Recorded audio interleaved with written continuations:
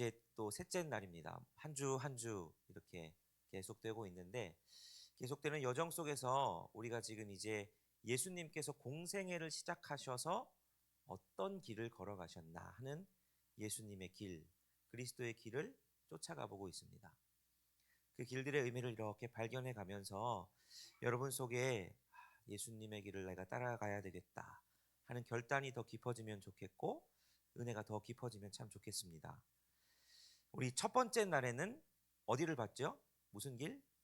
광야의 길을 봤습니다. 광야의 길은 내가 어쩔 수 없이 들어간 길도 아니고 내가 실패한 길, 그런 길이 아니라 성령께서 이끌어 가셔서 성령께서 나를 이끄셔서 들어간 길이었습니다. 거기서 무슨 일이 있었느냐? 마귀의 유혹을 받으셨지요. 마귀의 시험을 받으셨습니다. 근데 그 모든 일의 목적은 무엇이었냐? 하나님의 훈련이었습니다.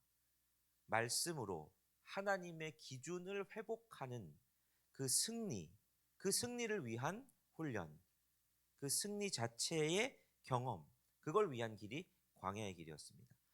그러니까 마귀는 똑같이 선악과 같은 모습으로 유혹했고 예수님은 아담과 하와처럼 실패하지 않으시고 하나님의 기준을 회복하셔서 승리하셨습니다. 그게 광야의 길에서 있었던 일이었습니다. 그 승리 이후에 두 번째로 예수님이 가신 길은 갈릴리로 가는 길이었습니다. 갈릴리로 간다는 건 낭만적인 공간으로 가는 게 아니라 영적 전쟁터의 한 복판으로 들어가는 일이었다. 그 의미였다 말씀을 드렸습니다. 그래서 거기는 치열한 세속적인 여러 그 귀신 들리고 눈 멀고 말 못하고 이 모든 것들이 마치 우리의 영적 전쟁터, 세상을 살아가는 우리 모습과도 같았다 했죠. 거기에는 중립지대가 없다 그랬습니다. 그래서 예수님은 도피가 아니라 영적 전쟁터의 한중간으로 가셔서 그 영적 전쟁을 승리한 길이 갈릴리의 길이었다 말씀드렸죠.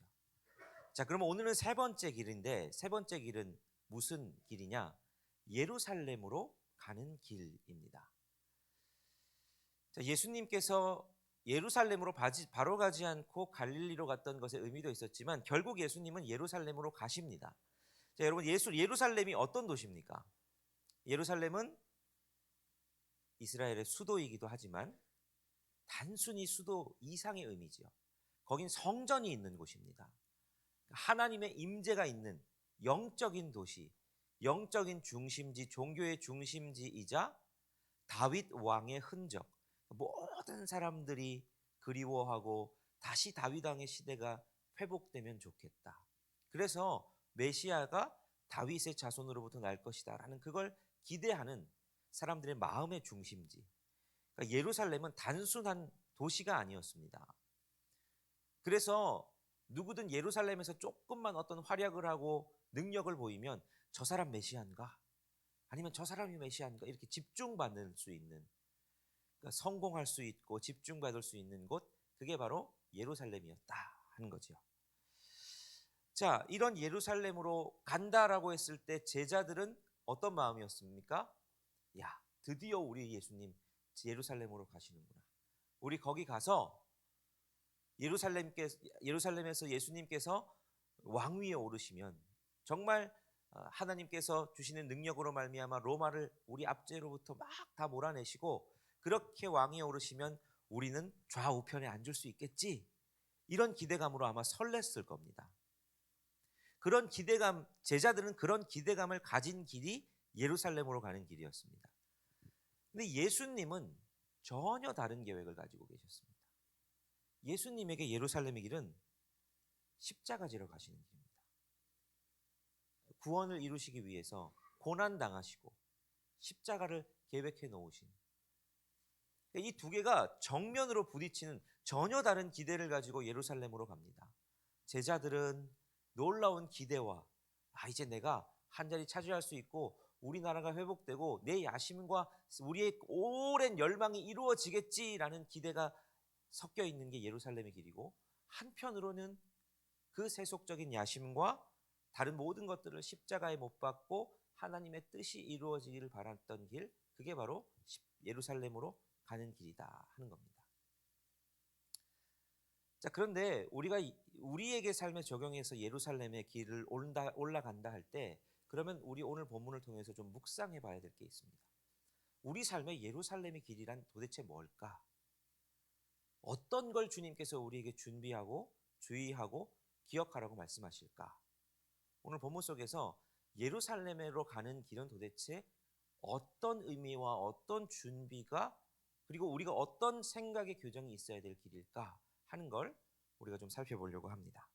자, 첫 번째로 예루살렘의 길은 예수님을 주인으로 고백하는 길입니다.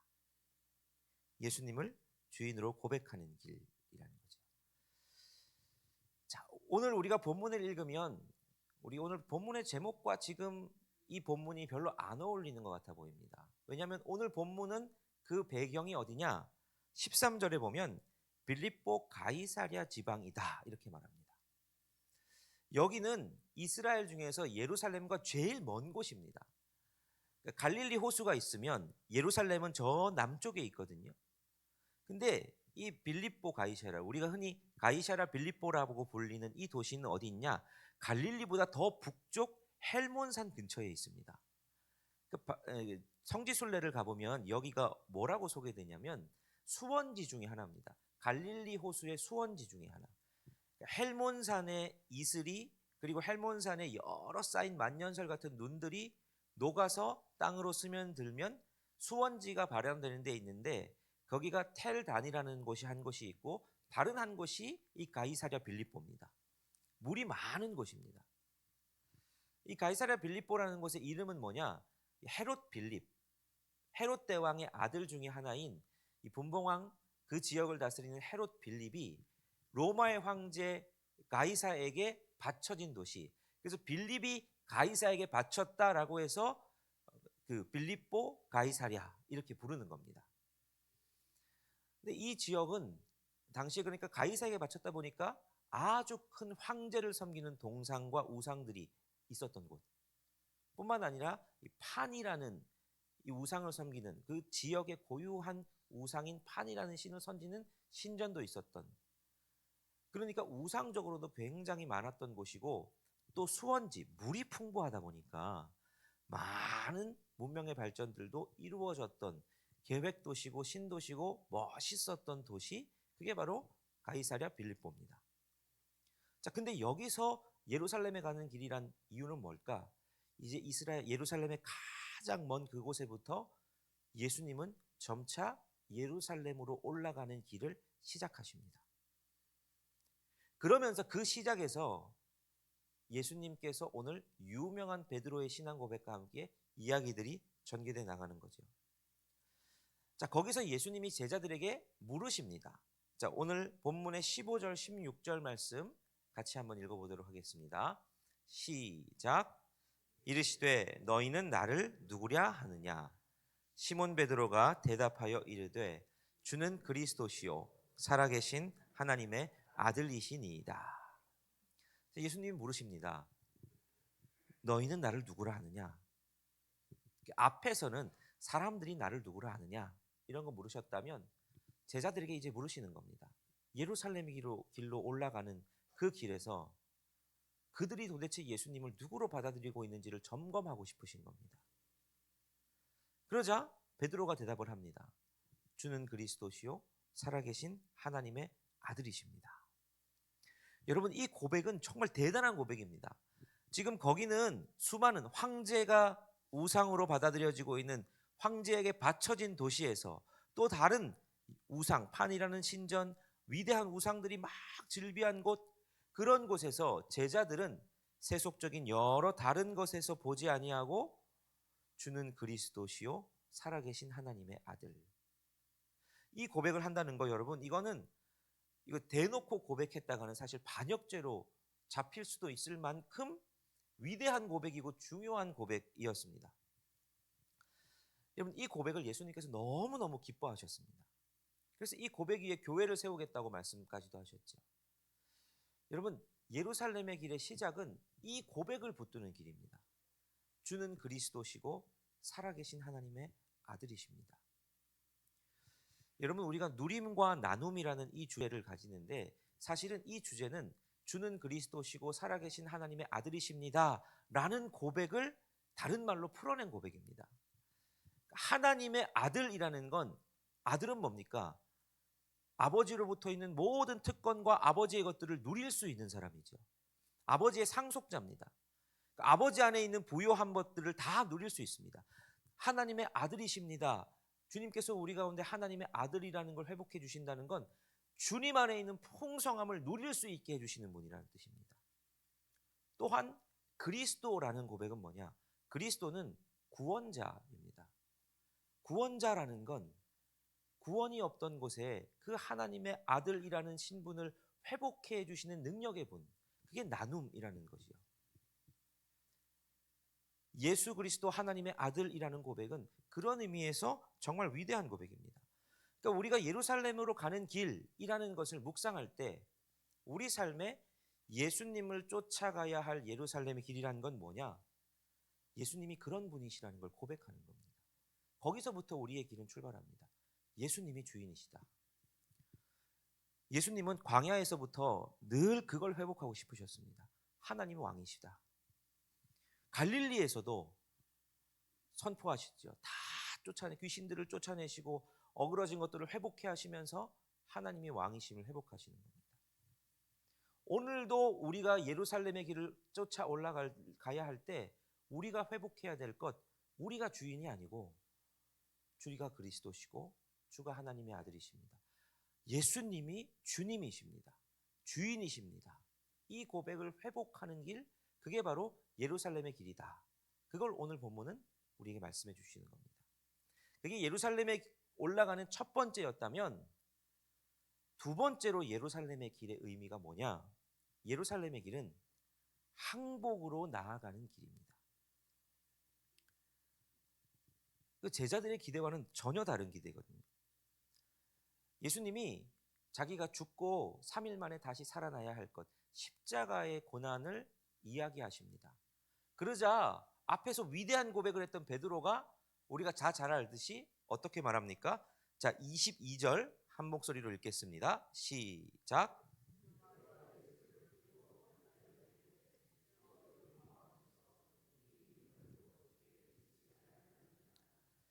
자, 여러분 여기서 베드로가 항변했다 그러죠. 항변하다라는 이 말의 원어적인 뜻은 뭐냐? 꾸짖다라는 뜻입니다. 베드로가 예수님한테 이 얘기 듣고 나서 어떤 태도로 말했냐? 막 예수님 꾸짖듯이. 그게 무슨 말입니까, 예수님? 예수님 지금 예루살렘에 올라가셔서 이스라엘 나라를 다 회복하시고 그러셔야 되는데 이 십자가 지고 죽는다는 게 도대체 무슨 말입니까? 말도 안 되는 소리입니다. 그런 일 절대 없을 겁니다. 너무너무 강력하게 예수님을 마치 꾸짖듯이 베드로가 예수님을 붙들고 그거 아니라고 단칼에 거부하는 겁니다. 자, 베드로가 예수님을 그리스도시고 하나님의 아들이다라고 고백했지만 예수님이 말씀하셨듯이 그거 하나님이 베드로에게 알게 하신 거지 베드로가 스스로 안 거 아닙니다. 그러면서 그 얘기하자 예수님이 베드로에게 뭐라고 얘기하시느냐? 23절도 같이 한번 읽어보시죠. 자, 시작. 예수께서 돌이키시며 베드로에게 이르시되 사탄아 내 뒤로 물러가라. 너는 나를 넘어지게 하는 자로다. 내가 하나님의 일을 생각하지 아니하고 도리어 사람의 일을 생각하는도다 하시고. 자, 여러분 베드로한테 사탄이랍니다. 여러분이 좀 잘못했다 그래도 뭐 여러분이 실수할 수 있죠. 근데 목사가 여러분한테 사탄아 이러면 여러분 좋으시겠어요? 이게 되게 인격 모독적인 말이잖아요. 근데 왜 예수님은 너 그거 잘못됐어 라는 것이 아니라 사탄이라고 딱 꼬집어서 말씀하셨을까? 이게 광야에서 예수님에게 했던 유혹과 똑같은 유혹입니다. 십자가 지지 말라는 겁니다. 고난 없는 구원을, 아무 십자가 없는 영광, 이거 구하라는 사탄의 유혹입니다. 너 그거 안 해도 돼. 너 굳이 배 안 고파도 돼. 너 이거 돌을 떡으로 만들면 되잖아. 너 성전에서 뛰어내려서 천사가 받쳐주면 좋을 거 아니니? 너 내게 절 한 번만 하면 세상의 모든 권세 다 가질 수 있어. 여러분 이거 했던 것과 똑같은 일을 지금 베드로가 한 겁니다. 예수님 보고 십자가 지지 말라는 겁니다. 그런 일 없이 그냥 이스라엘 나라를 로마로부터 해방시켜서 영광 받아서 우리도 예수님 좌우편에 앉고 그렇게 가자는 겁니다. 이게 사단의 유혹입니다. 예수님은 베드로가 하는 그 말 속에서 그 말을 사용하고 있는 사탄의 정체를 정확히 직시하십니다. 그리고 말씀하시는 거죠. 사탄아 물러가라. 하나님의 일을 이루는 방법이 아니라 사탄은 계속해서 우리 가운데 와서 다른 길, 야, 너 그렇게 어려울 필요 없어. 그렇게 뭐 굳이 그렇게까지 유별나게 사니? 그러지 말고 그거 포기하면 훨씬 더 영화롭고 좁고 돈도 많이 벌고 사람들한테 인정받고 훨씬 좋은 길이 있어 라고 유혹하는데 예수님은 그것으로부터 다 거부하시죠. 예루살렘의 길이란 베드로의 그 뜻을, 우리는 그런 뜻을 가질 수 있습니다. 예루살렘으로 가서 성공하고 높아지고 인정받고 거기서 우리가 메시아라고 아니면 사람들에게 더 많은 세력을 얻자고, 그게 베드로의 기획인데 예수님은 사탄아 물러가라 하시며 그 길을 아니라 하십니다. 예루살렘으로 가는 길은 나의 기대를 내려놓는, 내 마음, 내 뜻을 주님 앞에 내려놓고 항복하는 길입니다. 십자가 없는 구원, 고난 없는 영광, 그걸 구하는 길이 아니라 내가 힘들어도, 내가 아닌 것 같아도 그걸 좀 내려놓고 그걸 주님 앞에 항복하는 길, 내가 죽어야만 예수가 사는 길, 여러분 그 길이 바로 예루살렘으로 가는 길의 의미다라는 거죠. 예수님이 지금 예루살렘으로 가는 마음은, 예루살렘으로 걸어가는 길은 그런 길입니다. 제자들이 예수님을 따라가야 하는 길은 내 생각을 내려놓고 그 주님의 생각에 항복하고 주님을 따라가는 길, 그게 바로 예루살렘의 길이라는 겁니다. 자, 그럼 세 번째로 예루살렘의 길은 어떤 길이냐? 예루살렘의 길은 내 몫의 십자가를 지는 길입니다. 자, 오늘 본문 24절에서 예수님이 제자들에게 이렇게 말씀을 하십니다. 같이 한 목소리로 읽겠습니다. 시작.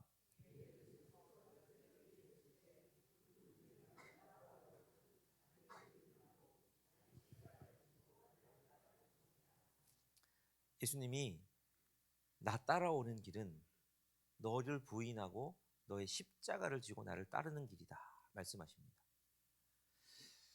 여기서 우리가 십자가 진다라고 할 때 우리는 십자가 진다는 표현을 신앙생활 하다 보면 우리 십자가 집시다, 우리 십자가 지고 갑시다 하면 아멘 아멘 하며 은혜 받습니다. 근데 그게 어떻게 보면 십자가를 조금 낭만적으로 생각하는 걸 수 있습니다. 거기서 쉽게 아멘이 나오면 사실 잘 안 되는 부분이기도 하죠. 여러분 1세기 당시 사람들에게 십자가, 너 십자가 져라 라는 건 욕이었습니다. 저주고 얼마나 사람들이 끔찍하게 죽어가는지를 눈앞에 보이는 현실이었죠. 그러니까 십자가는 저주의 상징이고 누구나 다 피하고 싶은 겁니다.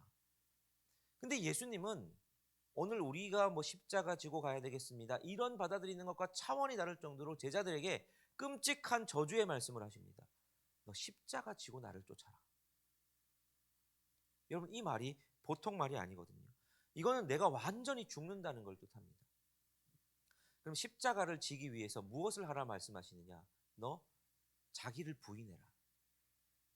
여러분 자기를 부인한다는 건 우리 삶이라는 이 버스의 운전석에 내가 운전사가 아니라 예수님이 운전수로 내가 내 삶에 핸들을 잡지 않는다는 걸 의미합니다. 그러니까 내가 성령에 이끌려 광야로 갔듯이 너희도 성령에 이끌려 너희의 십자가를 지고 나를 쫓으라. 이게 예루살렘으로 가는 예수님께서 우리에게 따라오기를 원하시는 길입니다. 이미 돌아가셨지만 우리가 잘 아는 유명한 영성가 중에 이제 헨리 나우엔이라는 분이 계시죠. 헨리 나우엔이라는 분이 이제 하버드대에서 이제 강의를 하시다가, 그리고 그 모든 것들을 다 내려놓으시고 발달장애인 공동체인 라르시 데이브레이크라는 공동체로 들어가십니다. 거기서 이 장애인들을 섬기기를 시작하시죠. 사람들은 바보라 그랬습니다. 아니, 하버드 교수 그 좋은 직장을 다 버리고 왜 거기 들어가서 사냐고. 그게 사람들은 이해가 안 됐죠. 근데 이제 헨리 나우엔이 자신의 저서에서 이렇게 밝힙니다. 하버드에서 나는 내 능력으로 올라가는 영광의 길을 걸었지만 이곳에서 나는 자기를 부인하고 내려가는 십자가의 길을 배웁니다. 그리고 놀랍게도 그 십자가 아래에서 나는 참된 평안과 기쁨을 찾았습니다. 하버드의 길은 사람들이 보기에는 누구나 다 그 길로 가야 되는 길입니다. 예루살렘으로 올라가는 길에 있어서 제자들의 생각과 똑같습니다. 절로 가야 됩니다, 예수님. 저기 가서 영광도 얻고 저기 가서 재물도 얻고 저기가 우리가 가야 될 길입니다 라고 하는데, 헨리 나우엔은 오히려 라르시 데이브레이크라는 공동체에 가서 발달장애인들을 섬길 때 거기서 십자가의 길이란 걸 발견하고 십자가의 길 속에서 자신의 삶의 참된 의미와 만족과 기쁨을 발견합니다. 여러분, 이게 십자가의 길, 그러니까 예루살렘의 길을 따라가는 올바른 사람의 예입니다. 예수님께서 가신 예루살렘의 길은 그런 길입니다. 제자들의 기대, 그 모든 기대가 아니라 자기 십자가를 지고 주님을 따르기를 원하시는 길인 거죠. 그때 예수님께서 25절에 그 길을 따라가는 사람들에게 약속을 주십니다. 우리 25절 말씀 같이 한번 읽겠습니다. 시작. 누구든지 제 목숨을 구원하고자 하면 잃을 것이요 누구든지 나를 위하여 제 목숨을 잃으면 찾으리라. 여러분, 이게 예루살렘의 길이다라고, 예루살렘으로 가는 길이다라고 예수님께서 말씀하십니다. 그렇다면 여러분, 이 말씀을 우리 삶에 한번 적용해 보시면 좋겠습니다. 여러분은 예루살렘의 길을 걸어가고 계십니까? 아니면 여러분은 예루살렘의 길을 걸어가실 수 있으시겠습니까? 이 땅에 많은 그리스도인들이 수없이 말씀을 묵상하고 수없이 사순절을 보내고 예수님의 걸어가신 길을 따라가는 제자입니다 말하는데, 우리는 얼마나 예수님께서 예루살렘으로 가신 그 길의 의미를 기억하고 있을까? 그리고 우리 삶이 그 길을 따라가고 있을까 하는 걸 다시 한번 되돌아보시면 좋겠습니다. 토마스 아켄피스라는 유명한 분이 이제 그리스도를 본받아라는 책에서 이런 통찰을 남겼습니다. 예수님의 천국을 사랑하는 사람은 많으나 예수님의 십자가를 지려는 사람은 적다. 그분의 기적에 동참하려는 사람은 많으나 그분의 고난에 동참하려는 사람은 적다.